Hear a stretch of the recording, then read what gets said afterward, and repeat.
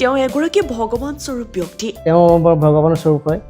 তেওঁৰ সহায়ৰ বাবে আজি মই আনন্দিত। তেওঁ যি সহায় কৰিলে মই নথৈ আনন্দিত হ'লোঁ। মানৱতাৰ এক উৎকৃষ্ট উদাহৰণ তেওঁ নিস্বাৰ্থভাৱে থিয় দিয়ে আৰ্তজনৰ কাষত। দৰিদ্ৰ নিচলাসকলৰ কণাৰ লাখুটি তেওঁ। এজন সাধাৰণ লোকৰ দুখৰ জীৱন। দৰিদ্ৰতাৰ কবলে জুৰুলা কৰিছে ধলপুৰ শিমলুগুৰিৰ এজন লোকক। এই লোকজন হৈছে ৰাজীৱ গগৈ। ৰাজীৱ গগৈয়ে আনৰ ঘৰে ঘৰে গৈ বুটলি আনে ভঙা চিঙা বস্তু আৰু সেই বস্তুসমূহৰ পৰা উপাৰ্জিত টকাৰে চলাই আহিছিল নিজৰ ঘৰখন। পৰিশ্ৰমৰ মাজতে এদিন হঠাৎ হোৱা এটা কঁকাল বিষত ভুগি উপায়ন্তৰ হৈ পৰিছিল ৰাজীৱ গগৈ। নমস্কাৰ, শ্ৰী ৰাজীৱ গগৈ। হয়, ধলপুৰ শিমলুগুৰি ৩ নম্বৰ নিমৰি। মোৰ কঁকাল বিষ আৰু ৰাজহাড়ৰ বিষ হৈ আছিলে। আজি প্ৰায় ৩ মাহৰ আগৰ পৰাই হৈ আছিলে। মোৰ দুখ পোৱা নাই আৰু অলপ পৰিশ্ৰমৰ কাৰণে হ'ল। বহুদিন টকাৰ অভাৱত চিকিৎসালয়ত জীৱন মৰণৰ লগত যুঁজ দিব লগা হৈছিল তেওঁ। এই কথা হঠাৎ গম পাই তেওঁৰ কাষত ভগৱান ৰূপে থিয় দিছিল বিহপুৰীয়া সমষ্টিৰ সমাজসেৱক তথা যুৱ নেতা ৰাম ভূঞা। ৰাম ভূঞাই নিজৰ উপাৰ্জনৰ টকাৰে সম্পূৰ্ণ খৰচ বহন কৰি তেওঁক এক নতুন জীৱন প্ৰদান কৰাৰ দায়িত্ব গ্ৰহণ কৰিলে। লগে লগে গাড়ী পঠাই ৰাম ভূঞাই শুশ্ৰূষালৈ নিয়াৰ ব্যৱস্থা কৰি দিলে আৰু মাত্ৰ 15 দিনৰ পাছতে প্ৰায় সম্পূৰ্ণ সুস্থ হৈ উঠিল ৰাজীৱ গগৈ। ৰাজীৱ গগৈ, এখেতৰ ঘৰ শিমলুগুৰিত। তেখেত প্ৰথম অৱস্থাত তেখেতৰ কঁকালৰ পেইন আছিলে, গোটেই ভৰি চৰি তেখেতৰ জিনজিনাই থাকে। তেখেতে খুব কষ্ট কাম কৰে একচুৱেলি।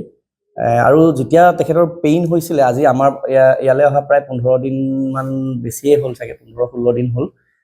সেইটো অৱস্থাত যেতিয়া প্ৰথম আহিছিলে তেখেতে ভালকৈ বহিবও নোৱাৰে, ভালকৈ থিয় আহিব নোৱাৰে। পায়খানা কৰাত তেখেতৰ অসুবিধা, তেখেতৰ বিষত মানুহটো একদম কুঙা হৈ থাকে। যেন তেনে তেখেতে আমাৰ ইয়ালৈ ৰাম ভূঞা ডাঙৰীয়াই কোৱাৰ পিছত কোনোবা এজনে আহি পেলাই তেখেতৰ ৰাম ভূঞা ডাঙৰীয়াৰ কোনোবা এজন ব্যক্তিয়ে আনি পেলাই আমাৰ ইয়াত থ'লেহি আৰু এই 16টা দিন ট্ৰিটমেণ্ট কৰাৰ পিছত বৰ্তমান তেখেত সম্পূৰ্ণ সুস্থ। খুব ধুনীয়াকৈ তেখেতে আগৰ কামখিনি, তেখেতৰ নিজৰ কামখিনি কৰিব পাৰিব। এই খবৰে এতিয়া আনন্দিত কৰি তুলিছে ৰাজীৱ গগৈ লগতে ৰাজীৱ গগৈ পৰিয়ালক। এতিয়া সকলোৱে একেমুখে শলাগ লোৱাৰ লগতে ধন্যবাদ জনাইছে ৰাম ভূঞাক।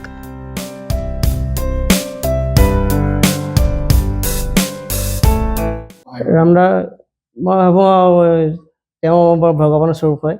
তেওঁ যি সহায় কৰিলে মই নথৈ আনন্দিত হ'লোঁ। এনেকুৱা এজন ব্যক্তি আমাৰ বিহপুৰীয়া সমষ্টিত বিধায়ক হিচাপে পালে আমি বৰ সুখী হ'ম।